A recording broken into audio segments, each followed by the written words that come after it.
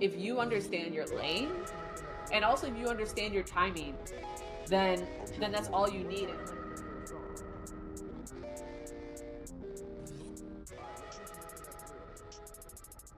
We have a brand new episode of the Kickblocks podcast here. My name is Knyck, and we have a very special guest in the building, Auntie Griffin. Thank you so much for hopping on with us.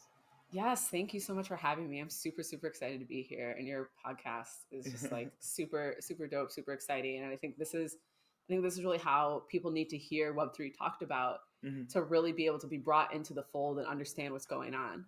Yeah, 100%. Yeah, I would love to dive into sort of your journey and see sort of how you fell down the rabbit hole. Usually we'll have Dro on with us. This week he actually has food poisoning, sad face, and so hopefully he'll get better soon. But yeah, I would love to hear sort of where do you go to school? How did you sort of decide what you were interested in working in or working on? Yeah, I mean, when I was deciding where to go to college, Hmm. blockchain was not a thing. It did not exist yet. I graduated like December 2009. I studied engineering. I studied industrial and operations engineering. Cool. I always like really loved technology, Hmm. but it throughout like kind of my journey in engineering school decided I don't want to necessarily be someone who is full time doing all the code. So I still had to learn C++. Hmm. And then as part of my own major, I still had to learn like things like Visual Basic and that kind of thing, and learn how to work with Cool. databases and SQL. But a lot of it wasn't just like this manufacturing thing that when people think industrial engineering, it was Hmm. also this aspect of you took a lot of statistics, also a lot of human factors, and I was Yeah. just like, this major makes sense because I still have to know how to code, Hmm. but also I'm going to be better equipped to figure out how do you create these technology products, Hmm. for people. Because at the time, I didn't really know what product management was Yeah. until I had my first Microsoft internship as a program manager. But even then, they called it program management. I didn't know that was the same as a product manager, so I still hadn't heard the term product manager. Yeah. Um, and that's kind of like that's when I was like, yeah, this is really what I want to do, is kind of be this person who sits between kind of like the user needs as well as like what's good for the business, and also like engineering and design, Hmm. and also understanding this, why are we building what we're building. Hmm. And so, you know, I kind of had this journey through tech and product management. And, partway through my career, I realized, you know, there's so much out there in terms of new technology. Hmm. And I was really just curious, like, how does someone get involved in that? And also thinking about how quickly technology becomes obsolete, like these Yeah. days. Yeah. And I was like, okay, so at the time I was like, I'm in my 20s now. I am Yeah. not in my 20s now. But at the time I Yeah. was like, I'm in my 20s now. And I was like, so how do I have this like long career in technology? So by the time that I'm like 55, I'm not just in like one of those like dead end jobs in a dying industry, not having any fun because I like tried to pivot too late, And I guess there's never Yeah, I feel you. too late, but I was like, I Mhm. don't I don't want to like fall behind this early in my Yeah, career. yeah, And yeah, so yeah. It's still yeah. first quarter. Yeah. Yeah, so like started learning a lot more like about AI. Hmm. Started learning, just going to things that were a lot more about emerging tech. Hmm. Started going to like blockchain events. And that's really kind of where my interest in this space started, until Hmm. I like learned enough to get actually a job in Web3, at one of the startups that was within Consensus. Cool. Awesome. So when the first time you heard about blockchain, what context was it? Was it something related to Bitcoin? Or you hearing about Ethereum stuff? What was the Yeah. the viewpoint from your side? Yeah, so it was really in the context of Bitcoin and Hmm. crypto, Cool. because I kept hearing all these things about, oh man, it's going wild. It was, I think at one point it was like, oh man, it hit 10,000. It was like, ooh, Yeah. I was like, now we're like, oh, that's adorable. Yeah. I feel you. But that, and even with the recent crashes, I'm still very bullish on Yeah. Bitcoin and space. That's not financial advice. That's just my Do personal your own opinion. research. Do your own research, not financial Yeah, advice. exactly. But yeah, like, so I was learning a lot more about that. And I had a friend who, for part of her organization, was like, go to this event called Are We in a Cryptocurrency Bubble? Hmm. And I went to, and she was like, yeah, write it up when you're done. And I went to that event, and going to the event, both preparing to go to the event to like write about it, being at the event, and then like post event writing about it, I learned so much about how blockchains work, their relation to cryptocurrency, why blockchains were, invented around cryptocurrency, specifically Bitcoin. Yeah. And I was like, okay, so I was like pretty confident. I wasn't like 100%, but I was like, I'm pretty confident this is legit. And I was like, I definitely want in, but I didn't actually buy anything until this is like 2017 where I went to that event. Yeah. That event also convinced me that we were in a bubble. And I was just like, here are the assets I know I want to buy whenever the bubble bursts. And so I waited until, so like we had that major crash in like fall 2018. And that's actually when I bought my first tokens, is because that was like, I was like, okay, cool. If we're in a bubble now, I'm not trying to buy high. I was like, I'm like excited. I want to buy in, but I was like, God, I'm trying to be disciplined. I'm trying to be disciplined. I'm trying to wait for everything to be on sale. That's what I was focused on. Good self-control. That's so funny that the conference gave you the confidence that you want to invest, but just knowing that it's, now's not wasn't the time. It wasn't the time. I'll just like, and it's one of those things where I wasn't in a place in my career where I was getting paid a lot, where I was like, oh wow, I could buy like a life-changing amount of this without me being also terrified of it like ruining me financially. So I didn't put like a lot in, but it was enough where I was like, dang, that's a really good return. Yeah, awesome. That's super cool. So currently now, like as you think about investing and as you're making more, do you stress about it? Do you like watch the charts, or are you just like, nah, it's there, it'll do what it does? How often are you? Man, I'll just say, actually, I don't really watch, and that's really more so because of the type of investor I am. Even in the Web3 space, I still stick to. I mean, maybe some people are like, "Oh, that's too much of a Web2 mindset." I'm like, okay, so whatever. But I try to, number one, only buy things that I really want, and I really believe in, and I'm pretty confident that I understand how it works. And then it's like anything else, I'm like, I only invest what I'm like, I would be okay losing this amount of money, like especially if you have like a diverse portfolio. So I'm like, if this entire thing I invested here went to crap, I would still be okay. And also the thing is, like, because I don't even day trade in the stock market. Like how are you supposed to day trade in Web3 if you can't even day trade in Web2? I don't know. I'm just, maybe some people do that, but my thing is, I'm like, it's just a much more volatile market, and there's people who do it successfully. But the thing that people don't realize, and I think people realize it now, is that, if you have to be prepared to take some serious losses if you're not doing it long term. And you can still make gains, but so I've always been much more like a long-term investor, and I just focus on like, these are the things I really believe in, and I'm going to invest in it. And I'm like, I'll like look at it day to day. Like I've looked at what, like, some of those are today, but I'm not particularly like worried, because some of it I'm just like, oh, I should probably buy some more. Yeah. Like, I was like, it's on sale, but like a lot of it is still more expensive than the first time I bought it. And so I'm like, it's still gonna go up again, but we're definitely in like a bear market. I'm still bullish on it, but I mean, that's, for me as an investor, like, I try to be disciplined, and that's just my approach. Again, not financial advice. Invest however I think we're allowed to say, like, be more careful. Like, like, that's, I mean, I know. I think that's just how I, like, my personal preference and how I invest in general. Yeah. Yeah, it's interesting that like everybody has their own types of like risk tolerance. And so that, like, not only what you think might be the best move, but also what you can like live with is important when it comes to investing. Because like if you're like pulling like a big short or something like that, and it's just stressing you out, then like your mental health is probably more important than you just like hitting it big once in a while. I mean, absolutely. Yeah. Like I very rarely actually get stressed about any of my investments, which is good. So that's super cool. And so I want to ask, I guess, how do you feel like project management is different within the Web2 space and the Web3 space? So I actually do product management, which is different than project management. I mean, I think there's a few things where one thing, and there's so many things, but like one of the big things everyone talks about is how much more important community is in Web3. As a product manager, thinking about there's a lot more of that community in your why. Why are we Mm-hmm. building this and why are we building it now? Mm-hmm. Also, in terms of, there are a lot of things where DAOs, for example, Mm-hmm. there's a lot of how do you now include all these people who also have more of a say, where in a traditional Web2 company, it's kind of like, here are the exact stakeholders that matter the most.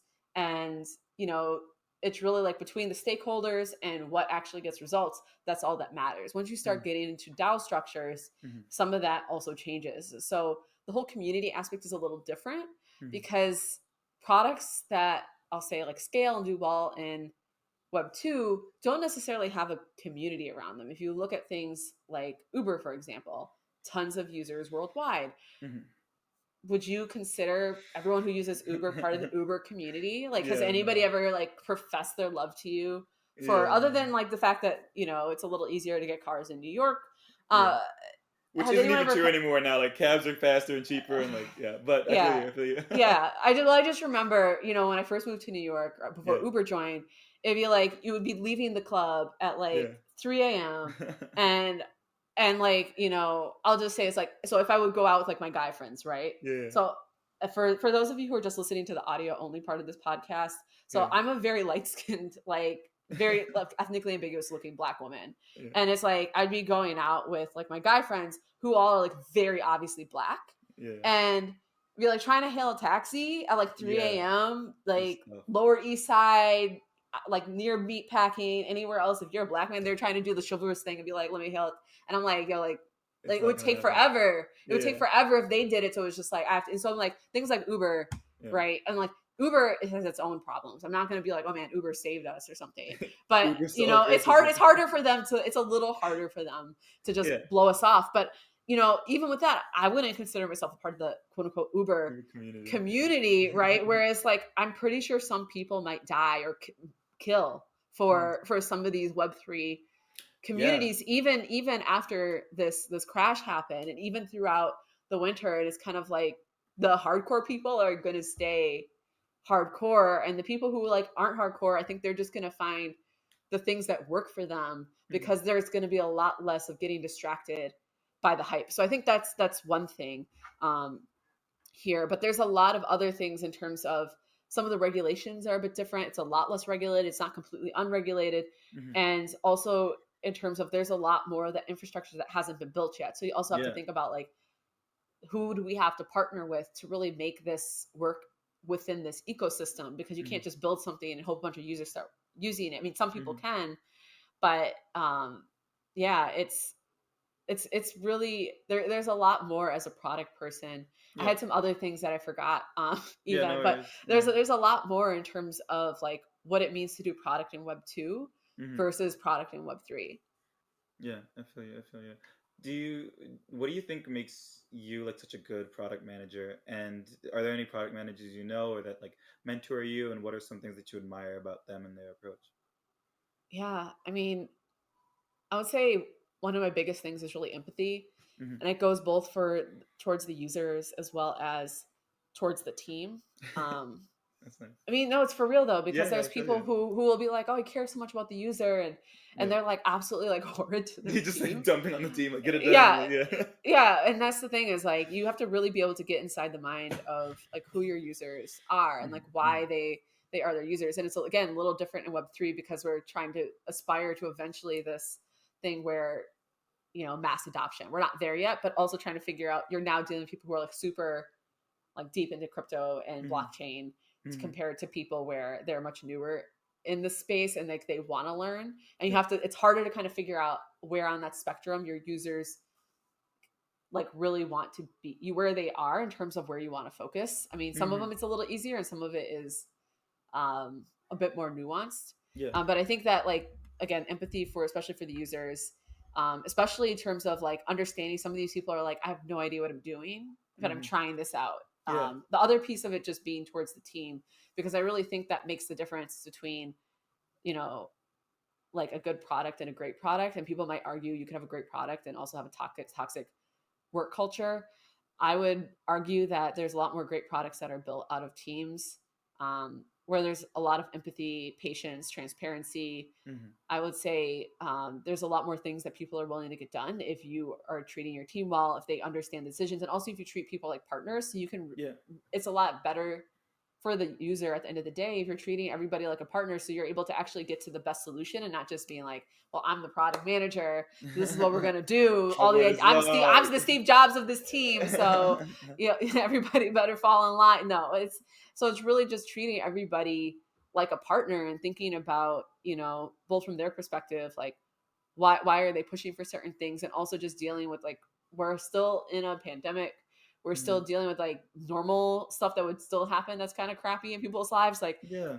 just being empathetic in terms of like making sure that your team also has what they need as like humans, you Mhm. know to be Definitely. able to just like feel comfortable Mhm. like Mhm. working Mhm. with you and in the workplace. So I think those are like a couple, I mean, it's the one thing, but really kind of like different angles from the Mhm. same thing that makes me like a really good PM. I would say other thing, honestly, is like, not to brag, but I'm really good at executing.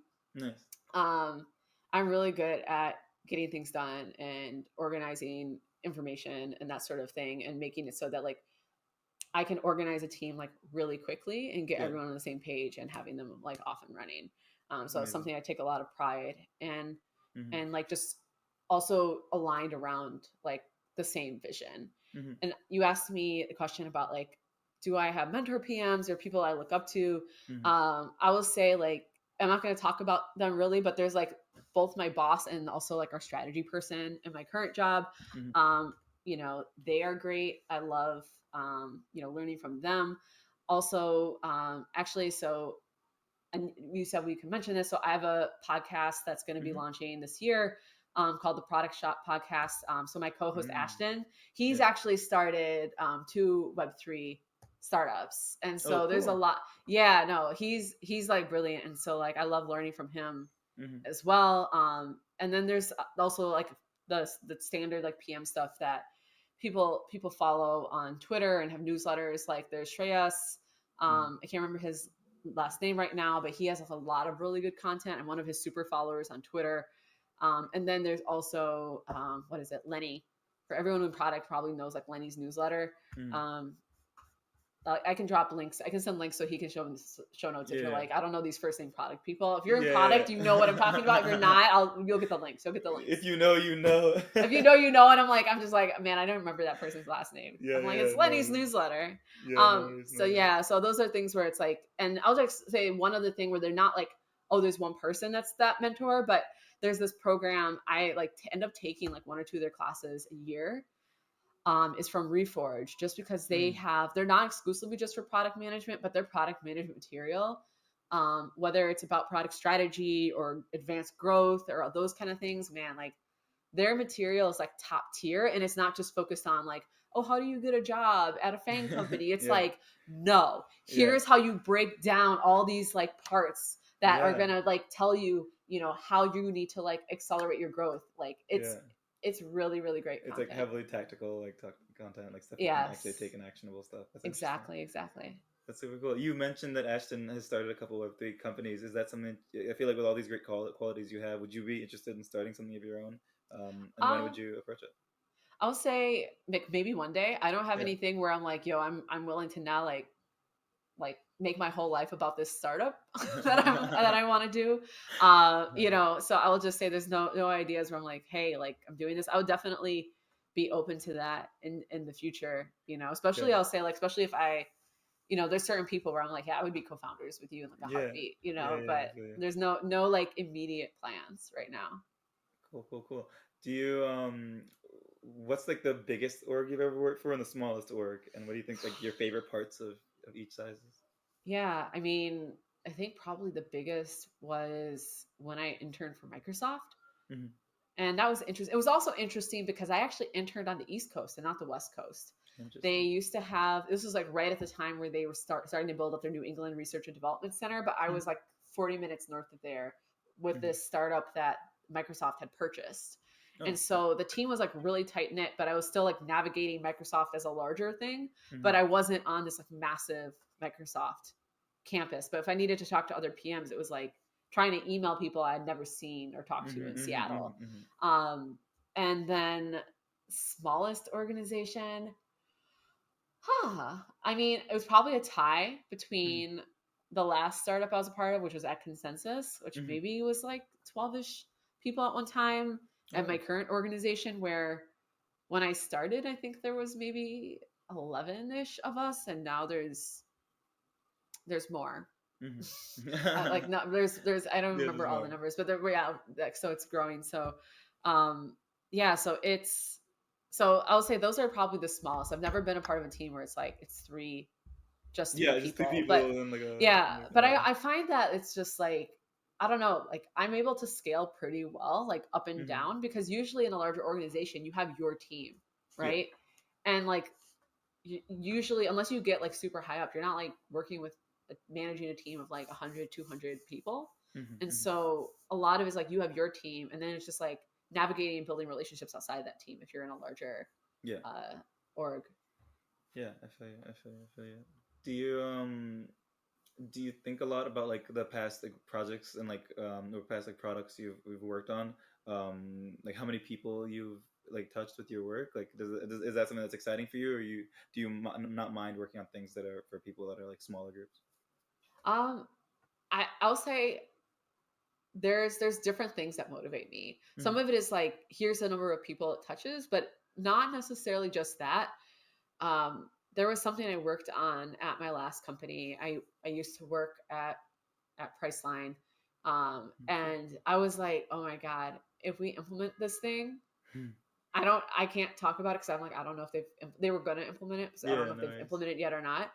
I was like, oh my God, if they implement this, it's so like clean and simple, but it's going to like make it so much better for all these users. And it's just going to be way less of a pain in the butt. And people are just going to be like, oh my God, why didn't we have this all along? And so there's stuff like that makes me really excited. There's other stuff where it's like, okay, this is more of a niche product, but it's what excites me about that is like, is this a niche product where like I'm, building things that is going to set the standard for other things in this industry. So there's a lot of things where I'm like, oh, the problem solving aspects of this are like really, really fascinating. I'm learning a lot about a group of people that I otherwise never would have really learned about, and like really understanding their motives and like what matters to them. And I feel like as I've gone to different products who have different user bases, it's helped me, I think, better understand people better and better understand other user groups, because I understand like, okay, while this other user group had a completely different motive and problem, I now have a better understanding of like how that mindset might map to a different problem, different kind of community.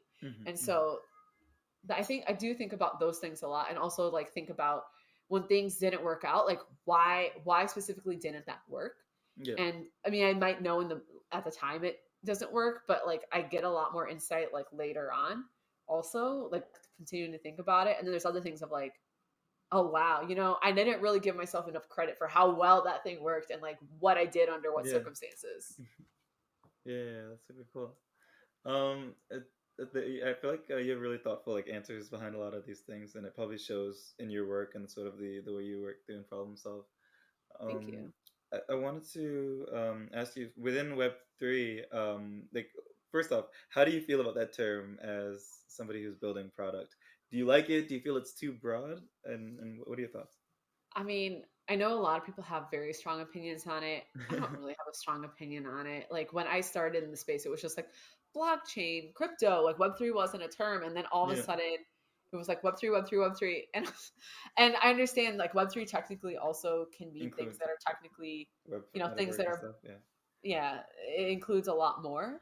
But it's partially a way to say like, well, what do you call all of this stuff together? And then also a little bit also a marketing term, because people want to be like, oh, doesn't your company want to do Web3 stuff? Doesn't your company want to be like Facebook or Meta and get into the metaverse? But that's going to always happen with new technologies.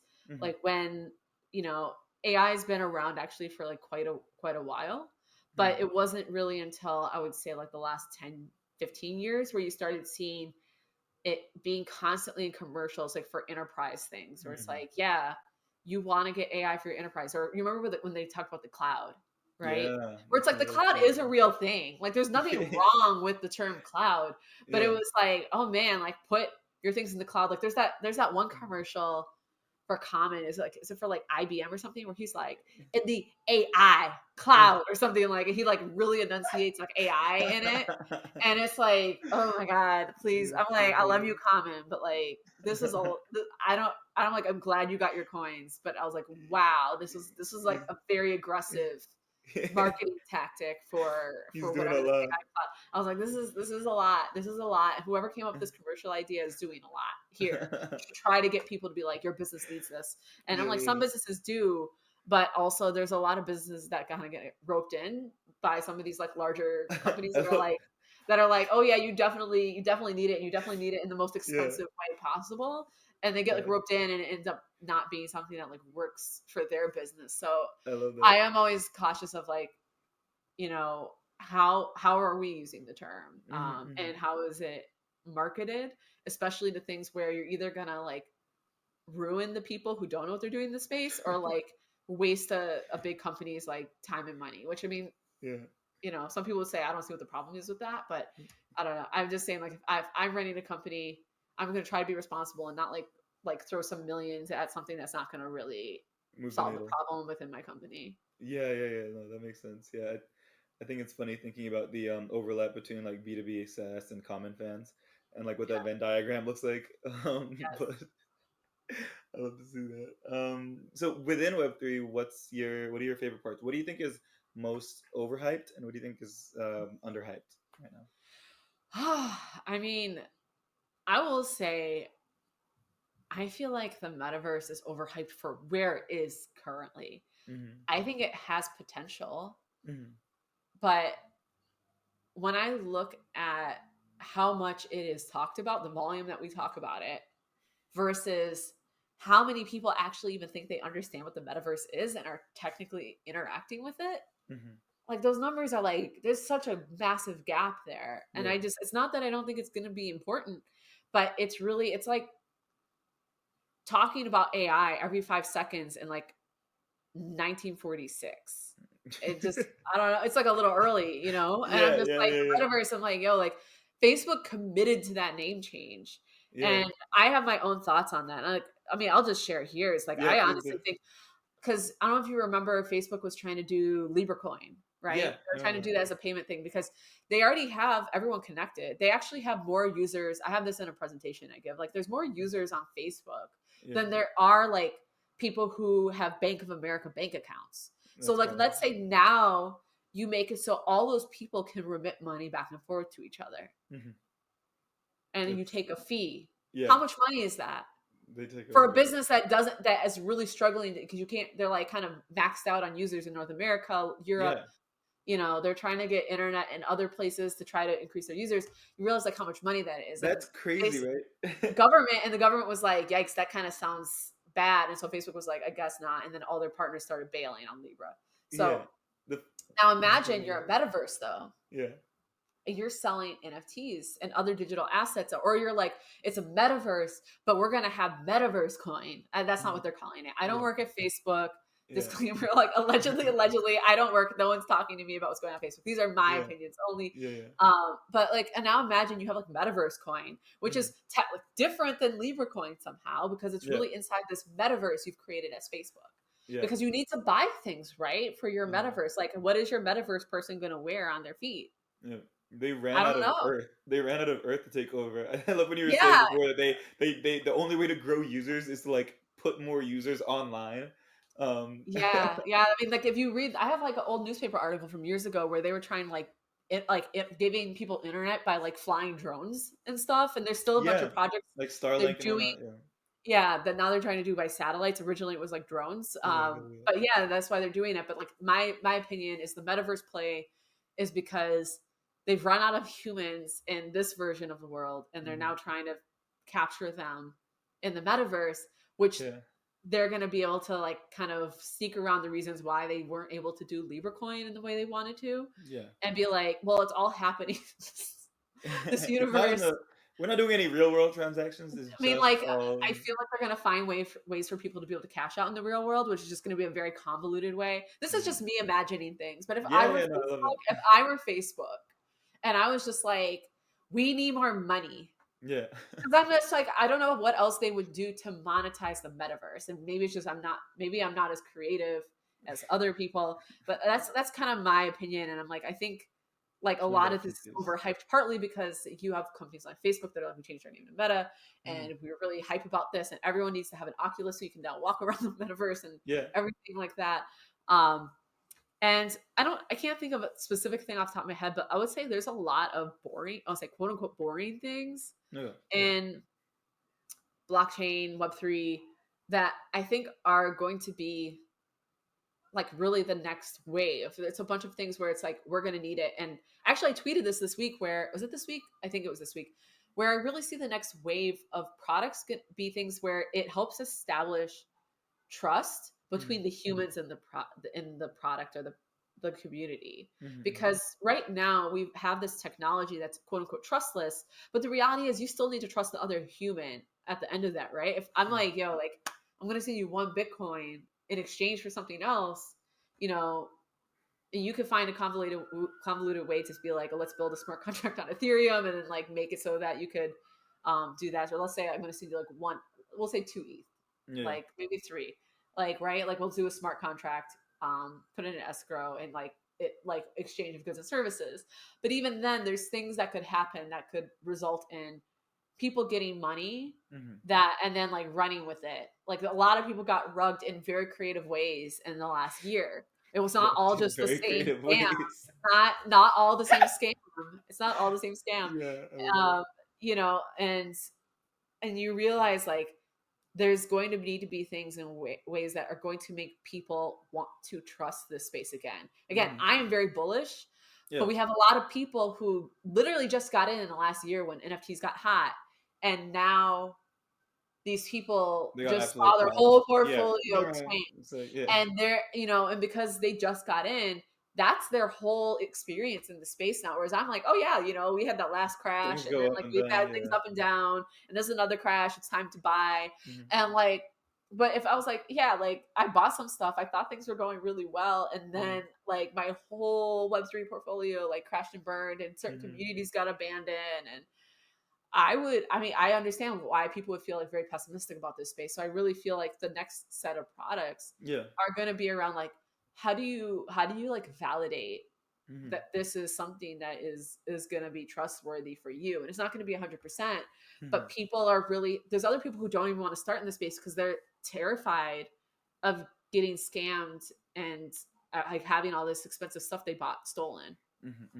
No, I feel you. Yeah, I mean, it's definitely like a problem, and I think that there's a lot of design work that needs to be done moving forward, so that it's not only more accessible, just easier in general for Yeah. people to be using these things. Um, I wanted to ask you about sort of the. I feel like you're really bullish on things, but I think that's different from being on early adopter, right? And so, like, how do you feel about like trying new technology early? I feel like you know about everything that's going on in the space, but do you dip your toe in, or is it sort of like when you found out about the Bitcoin and stuff? Did you wait? Are you still waiting for things to feel right to get into it? Like you mentioned Oculus before. Would you try that out, or do you feel like you're like, it's not for me. I'll Okay. try it like in a couple of years. I'll just say, like, for me, I mean, it really depends. So some of it is like, do I care about this thing for myself? Do I want Yeah. to use it? Yeah. If it's early, then I'm like, sure. I'm not Yeah. just like, oh, I'm scared of it, I'm not gonna touch it. Like, it's Yeah. really just like, do I want it? But if it's like, I don't, I'm not like, I'm like kind of like, if it's like, yo, like I just don't understand Yeah, like it's just for like not myself for how this me. fits in my life, then I'm like, that doesn't have to be my lane. Yeah. Everything in Web3 doesn't have to be my lane. I You don't have don't to be need to like, do everything. exactly. And that's the thing. And I'm like, all power to the people who want to be the Web3 expert in everything. It's not going to be me. Um, you know, and that's the thing is like, if you understand your lane and also if you understand your timing, then that's all you need. And I'm like, that's all I want to be. I don't want to pretend to be someone else. I don't want to pretend. I don't want to have to like be on someone else's timing. There was Yeah. like this video on Instagram I saw recently, that was like talked about and I'm not even like a sports person like this, but I was like, that Mm-hmm. makes a lot of sense. Where they're talking about like the reason why Steph Curry is so good at his jump shot is because like he understands his own timing, and I feel like that Mm-hmm. can be an analogy for a lot of things in life, where Mm-hmm. you really have to understand you and your own timing, Yeah. right? And Yeah. that's the thing is like when you start getting caught up in other people's timelines, that's when you start tripping and falling over stuff that you shouldn't be, right? Like, and Yeah. that's when you kind of also think about like if it's a race, Mm-hmm. you know, someone can start off really fast in the race and still finish last. And Yeah. so that's why you just have to understand your own timing Mm-hmm. because the race is long and you got to Mm-hmm. pace yourself. Yeah, yeah, no, that makes sense. That makes sense. You mentioned before that, right? Like we talked about what's overhyped, what's underhyped, and you're talking now about your lane. So, what is your lane within within Web three? What are you like excited about? What do you think? What portion do you think is most underserved or like is growing the fastest that you're involved in? Yeah, I mean, I can't talk a lot about Oh it, yeah, but I'll yeah. No, just not say, not currently. Yeah, yeah, sort of yeah, more yeah. broader. Yeah, like Yeah, I mean, I will say DeFi. like Yeah. I really do feel like my lane is in this in a combination of things where some of it is like I am really interested in how do we build things that also build trust. Mm-hmm. I also am really interested in things where it's like how do we make it easier for people to get involved in a way that they feel safe Mm-hmm. and that they feel like I'm not confused by literally everything that's going on. Mm-hmm. Like even things where when I try to explain to people what gas is and they're like, "Oh, I finally get it." But I've been hearing people say gas and I didn't know, and you realize sometimes when you sign transactions, they're like, "Yeah, the gas estimate." And you realize for someone who has no idea what they're doing, that's really intimidating. Even just Mm-hmm. choosing to use that word when it's like it's a transaction fee. And Mm-hmm. they do started having like the little, you know, if you like information tooltip that Mm-hmm. explains like what that fee is going towards. Mm-hmm. But there's just a lot of things where I know people are like, oh, you shouldn't be abstracting away the Web3 piece of it. But the reality is, I'm like, most people don't, you know, most people don't want like all the like the complete like self sovereignty aspect of Yeah. Web3. Yeah. And that I do think that's a very important aspect of Web3. Mm-hmm. But the reality is, it's like you can't even get everyone to vote. Like you're gonna expect them to now take care of their own money. Oh my god. Yeah. Yeah. No. You know, I'm just like, good luck with that. And I'm like, if we're gonna rely on like every single person on the planet Mm-hmm. to now be like, or most people on the planet to be like completely understand all this stuff and like do this in a way where it's like they have to like kind of interface with the I'll say like the wires, I'll call them, of Yeah. Web3 Yeah. Yeah. versus, you know, like that's I think that's like a little harder. You look at a lot of our technology, you realize like a lot of people, half the people don't even realize like how much AI is like in their Yeah, the levels day of to day. abstraction The is like amount yeah, of the amount of like AI that's probably being used by this tool to compress the audio and video as we're doing it so it doesn't crash our computer. You realize this wouldn't have even been impossible yeah, like yeah. Yeah. 15 years ago. Sometimes I'll even like see my phone doing things for me, and I'll like catch it, and I'm like, good looks, like yeah, appreciate it. Like I'll be like just spelling something out really Yeah. quickly, and then I'll see it like switch, and I'm like, oh wow, what did I accidentally type this now? I guess I'll never know, and just like, keep moving, you know? Yeah, no, no, no. And so that's the thing is like people don't even understand. People don't even understand how the current systems work. Yeah, Like they're I don't even know how like. But the thing is, those systems did get adopted. Those yeah, technologies were yeah, adopted, yeah, and so the reality is, I'm like, you can decide like, no, blockchain and Web3 is only for the few, for the people who are most deserving. yeah, But I was yeah, like, the reality, that's just not going to be what happens. I really think this technology is going to solve a lot of problems, but the way where it's going to be, I think 10 years from now, is that there's always going to be the parts that are going to be completely decentralized and aren't going to be abstracted. But I yeah. think there's going to be a lot that ends up being in our day to day that is abstracted that like we don't even think about it being there. Yeah, yeah, no, I feel you. I feel you. That makes sense. Because I mean, like, if I think about how many times I've left my card at a bar, and I'm like, what if that was just like a treasure wallet? Like instead, or I could just leave my life savings at a Oh my god.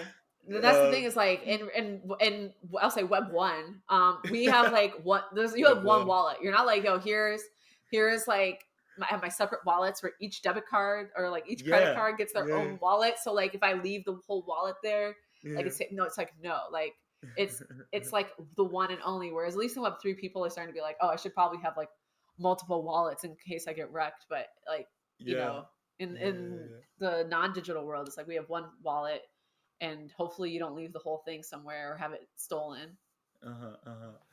Yeah, I do think. Do you think that it's new form factors? Is it more communication? What's going to be the thing that puts people over the top as far as adoption?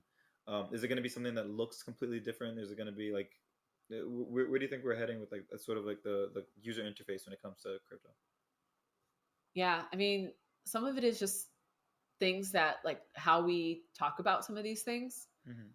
Um, People just don't get what some of these terms mean currently. Like Hmm. again, people don't even really understand what a lot of the AI terms mean, and that's been around for like way longer than Hmm. blockchain. So some of it is like how do you make this into much friendlier language? Some of it is going to be around education, but it's going to be things where people can at least like figure out enough and understand enough to continue to use it. Like when Hmm. Facebook first came out, people were, like older generations were like, I don't get it. Like, why would you sign up for that? Yeah, And yeah, now yeah, it's like all the boomers are like on it because they're all retired and they're like on it all the time, yeah, yeah. posting all the kids of their grandkids. Like they are like on it. Yeah, yeah, they're And addicted. yeah, and that's the thing is I'm like, how do having something where it's like you don't have to really, and Facebook's been leveraging like AI for years to try to like recommend friends to you, recommend groups to you, like how it shows things in your feed so that you engage more. But it's not something where like anybody is like thinking about it. A lot of it is going to be with people thinking, and this is outside the UI, is I think, how do you think about problems that actually need Hmm. Web3? Hmm. And I think a lot of these things are needed to get to where we need to go. Like we need to be able to play around and have things that don't work out and have Hmm. crashes like these to realize, yeah, maybe that didn't make any sense. Because also the other thing, anytime you have this big wave of technology, there's money to be made. And when there's Yeah. money to be made, people who just want to get money and run are going to also show up. So there's also, I mean, some people are just like, hey, this is not going to be product market fit. And some people are coming out. That's why you're also seeing like all these scams and people creating things that aren't like really seemingly have no purpose, Yeah, yeah, just so they yeah. can make money and then run away. Yeah, no, that's true. I mean, did you hear about or think at all about like Terra and like sort of the UST and Luna situation? Like, what do you think about that? Do you think that they should have been more prepared? Do you think, I mean, like people sort of warned them? Like, do you think that they were negligent or bad actors? Um, I will just say, like, my opinion is if you're gonna knowing how many people's like financial, Hmm. how much of their like, I guess like how much money is at stake for something like Yeah, that. and It's also one like, I could understand a yeah. little bit more. Sorry. No, no, no. Go. Sorry, I didn't interrupt. I was just saying to your point, like not only Okay. how much is at stake, but like what portion of somebody's risk profile are you? Right, you're not the high risk. Yeah. And I think the issue is that they were both. They were supposed to be the safe plus 20% APR, and that just Yes. doesn't. But continue. Sorry Yes. about that. Yeah. No, no, no. Exactly what you said. Like they're supposed to be like also the safe bet where it's like, but anytime you're handling like that much money, Yeah. you have to ask yourself, you know, this is like really. I think it's like if anyone gives you money and they're like, cool, I don't even like yeah, when like somebody like pays for like a I, drink I at the bar. trust I'm you. gonna Venmo you back. I'm gonna Venmo you back. I'm sorry. Yeah, yeah, and I'm like, anytime that happens, I'm like, yeah, like you need to be about your business. But I'm like, once you start having that amount of money and you realize like there's some banks that don't have that kind of money. And Yeah. like you have to start being like, yeah, even if I don't have to legally do certain things, you have to, I think, like think about, and this kind of comes where I talk about empathy, like what does happen in a worst case scenario and like how do you prevent that? And you can't just brush it aside and say, well, like no, it would never happen. And I'm like, Mm-hmm. one thing I learned, one of my favorite things I learned in school, Mm-hmm. I actually don't even remember the math behind it, but it was like Yeah. one of my favorite things when I was like learning this in engineering school was there was this kind of like, it looked like a decision tree where you Mm-hmm. would take like at the end of one part of the tree, right? So one branch would be like, this is how much money, positive outcome this potentially could be, but like this is the percent likelihood that's going to happen. Here's like, if this is a negative outcome, here's how big of a negative outcome it is financially. Yeah. And here's the statistical probability of that being. And there was like a bunch of math that we did to basically like multiply all this stuff together to figure out, is it worth taking the risk or not? Yeah. And I always think about when I'm taking risks of like, even if it's a small percentage that the worst case scenario is going to happen, if that worst case scenario is like, yo, this is catastrophic, then I'm like, I don't know if I want to, I don't know if I want to touch that. Like, I don't know if I really want to touch that. And that's the thing is, I'm like, now that you're dealing with like, this is not just like you making decisions just about yourself. I'm like, yo, this is like a lot of people. And then you look at a lot of people saw you as the safe bet, safe haven, right? I just think in terms of your obligations that like, I'm not a lawyer. I'm not a regulator. In terms of like a product person who just cares about my users, I don't think they made the right decisions there in terms of how they handled that. And I'll just say like there's a lot of people who got in who also like really believed in that. Yeah. You know, and it's really unfortunate, especially I think for them, because there's also the aspect of like having something blow up like that when you also really believed in it, because aside from losing money, it's like it also just like hurts to be like, I really believed in that thing, and it just like and was like your hopes and dreams have been like tied into that. Fucked everybody over. Yeah, you know, it sucks. It really, yeah. I'll just say it's that's a lot. These things are like no, these things are like, you almost have to have like a little mini religious moment with them, you know, to believe in something that's like still growing and is coming from the ground up, and like a seed into like a big tree. Like it takes a lot out of you emotionally. Do you are you like chain agnostic, or do you have like a favorite chain, and how do you think about it then? I'll say like I'm relatively asterisk chain agnostic. I have certain chains that I know more about. Yeah, that's cool. And that I'm maybe like more centered on. But it's not because I'm like, yo, this is the elite chain. I only want to like, I only care about this stuff. Because I'm like, even like things where it's like I probably have most experience with Ethereum. I know a lot of reasons why Ethereum is good. I also can acknowledge its many faults and like how it needs to get its ish together. Yeah. If it doesn't want to get lapped by these upcoming chains. Granted, it still has more developers than all the other chains, so it's not like it's you know, doing poorly or anything. But those are kind of things where I'm like, I'm not like, oh, Ethereum till I die. I'm like, yo, if I'm really like, yo, you are a blockchain.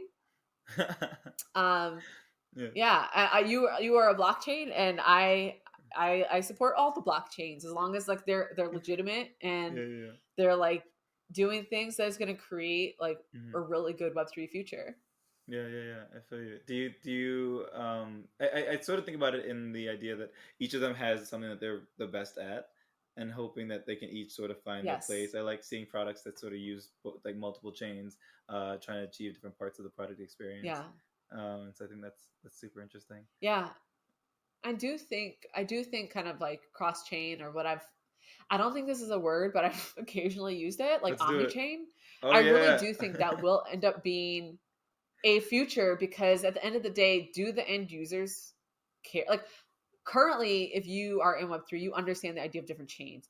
Do we think whenever we hit mass adoption that those level of users are going to understand anything about different chains, and they're just gonna be like, why can't I transfer this? Why can't I do that?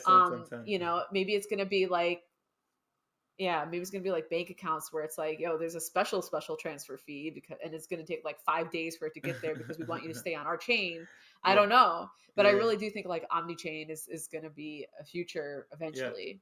No, that's super cool. That's exciting. Yeah, I definitely agree as well. I think there's going to be, you know, benefits to each of them, and I think people are going to be using whatever one is most applicable. Are you part of any like big DAOs you want to shout out, or and sort of talk about sort of like the work that they're doing? I mean, yeah, so not like really big, and they're still in the process of forming it, but I would love to shout out Defems. So they're like both a magazine, so Defems magazine, but they're also forming a DAO, and their whole goal is they want to educate more women on finance, Web3, crypto.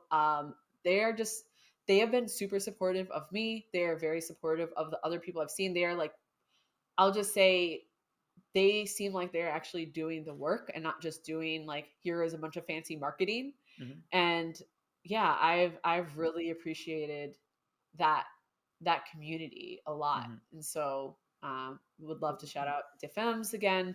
How do you spell that? Um, just a really lovely. It's like, it's French, so it's like, it's they're not French, but their name is French. So it's DES space FEMMES. Yeah. Ah, So different. Defems. Yeah, I Or it like looks that. like Desfems. Yeah, I like Like, yeah. that. So yeah, I just think what they're doing again, like, because I really just think I love their values, and also like I still learn a lot kind of like by participating. So also like, sidebar, I'm an advisor for Oh, them, cool. partly because I was like, I want to get involved, I just don't have a lot of time. But Mm-hmm. even like as someone where I'm advising, it's like I have I'm still learning a lot. You can't know everything in this space. Yeah. And so I just really appreciate, I said like I really appreciate them like a lot, like in the last like 1 minute. But there are a lot of Yeah. things where if I like drop in with a question, someone's always there to answer. Yeah. They don't come off as like, hey, we're just trying to do this to like make a ton of money. They're really like super honest. And I'll say, for me to be ongoing part of any community, Mm-hmm. I have to really feel like they are legit and they are trying to do the right things. Like I'll say I have a policy of like, if I have a bad vibe, Yeah, it's like immediately. you get like one like, hey, what's going on here? What's And happening? if the answer doesn't Check pass the out. vibe Yeah, check, yeah, yeah.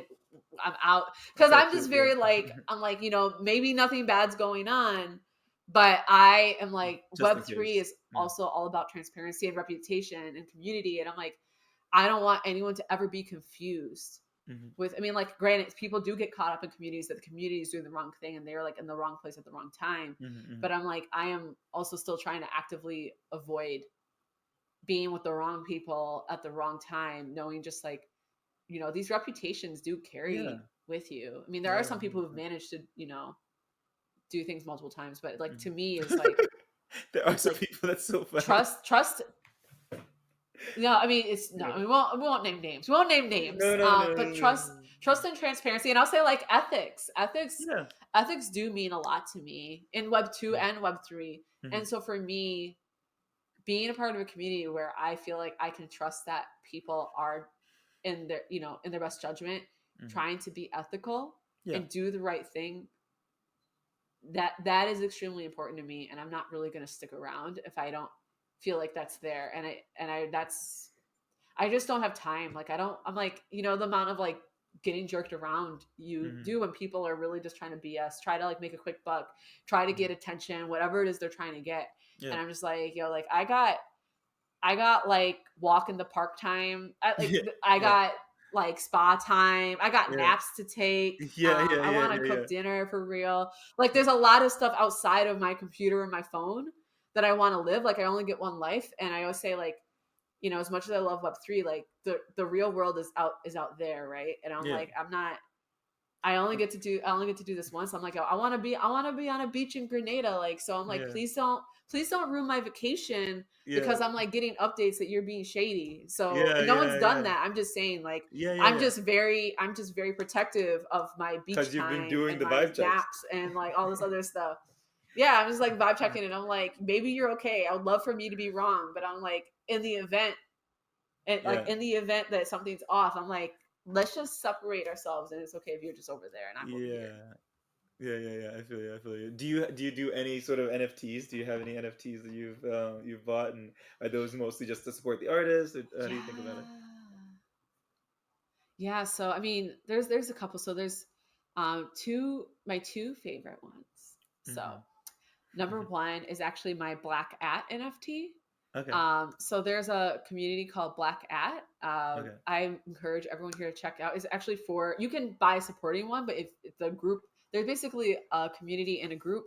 They're Mm-hmm. not a DAO, which is why I didn't bring them up. But I really love that Black At community too. So there's a community around that. So if you buy their NFT, the NFT looks really cool, but Mm-hmm. also they are building really amazing things in the community. I learn a ton there. There's also a lot of talk about like NFTs. They're doing group buys. Oh, cool. There is a lot. yeah, it's like there's just like really great people I'm meeting that from people who are like OGs in the Web3 game that are Black to people where like they literally just signed up yesterday. They're like, I bought my first NFT. What do I do? And so I really love that. I really love that space. So shout out to Mhm, the Black At team for mhm, building such like a great community um around their around their NFT, because I really mhm. see that as like I really feel like I'm getting something out of Yeah. like having purchased that NFT, and it's not just like okay. I mean, like there's nothing wrong with having it because I have my other favorite one is one that it's just pretty and I look Yeah, at yeah, it. yeah. There's this artist I followed for a really long time on Instagram called Pink Cat, Okay. and I just really love her art. But the thing is, her art is not really the type of art that I would ever really consider hanging in my apartment. Hmm. It just is. Interesting. It just isn't. But I'm Yeah. like, I like it. I like watching it like on my phone and seeing it on Yeah. Instagram. And she recently, over the last maybe like 6 or more months, started kind of preparing to transition the community into Web3 and Hmm. started doing NFT drops to kind of get partly to actually teach the women in her community Yeah. about Web3 and like how do you do Hmm. this and Hmm. how do you Hmm. do it safely. She actually helped people set up wallets, but the way she did it was a way where I was like, this seems very respectable and not just like a money grab. She also gave away free NFTs to start, not as in like a, and it wasn't like a frothy, oh my god, everyone's just like jumping for these NFTs, Yeah. and so I was like, I like that she wasn't just immediately like, cool, NFT time now, every NFT is like $2,000 or something wild. Hmm. How she has been doing this transition from Web 2 to Web 3 to me has really aligned with what she says her values are. I don't remember the artist name, but basically just look up Pink Cat. Hmm. um she did like a finally did her first like official NFT drop where like there was a mint and Hmm. everything Hmm. else, and like you could actually purchase them, and I have Hmm. that, and I'm like, it makes me so happy. It doesn't Hmm. do Hmm. anything, Hmm. but I just It's like just I've been mad such a cute. fan of her work for so long, so now I Yeah. have it and I like look at it, and also one of those ones that like changes, so there's like 10 iterations of Pink Cat in different outfits and it looks super badass. Oh, um super cute. I love that. yeah. Yeah. So I love Pink Cat. Those are my two favorites. So Black At, again, great community, and Yeah. Pink Cat, just because you are cute and I'm such a fan. Awesome, awesome, perfect, perfect. Cool. My one shout out, my WTF, is this Hideyoshi Moriya, HM0429 on Twitter, and he made a post this week about a car sharing system that's authenticated with NFTs. And so the system verifies if you have Oh, ownership interesting. of something like a specific ENS domain, and then it'll unlock a car door. Oh, wow. So super interesting. I think it's cool to see new applications, and my one of my like investment thesis is like something that you couldn't have done before that you can do now, and so with the tech, and so I think Yes. it's interesting to check out for. Yeah, and is there anything else you wanted to plug? I know you mentioned your podcast earlier, and so we're really excited to hear about. You said product shop, right? Yeah. Yeah. Cool. And is there anything else you wanted to Yeah. shout The out before product we end here? shop. So like barber Shop, shop. shop, but like, Oh, product shop. Okay, cool. yes. Yeah. So the product. So like the word product and then the like shop, like barber shop, but like Yeah. all together in one word. Product shop. You can just follow me on like Twitter and we'll eventually put like everything's not launched. I was telling him I'm way behind on everything I'm supposed to be doing for that. But follow me on Twitter. Hmm. So it's basically Griffin. So it's ANNETGRIFFIN.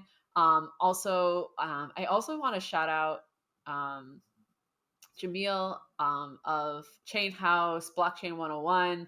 Hmm. Specifically just for people who are listening to your podcast, like if you are interested in learning more about kind of blockchain, NFTs, Hmm.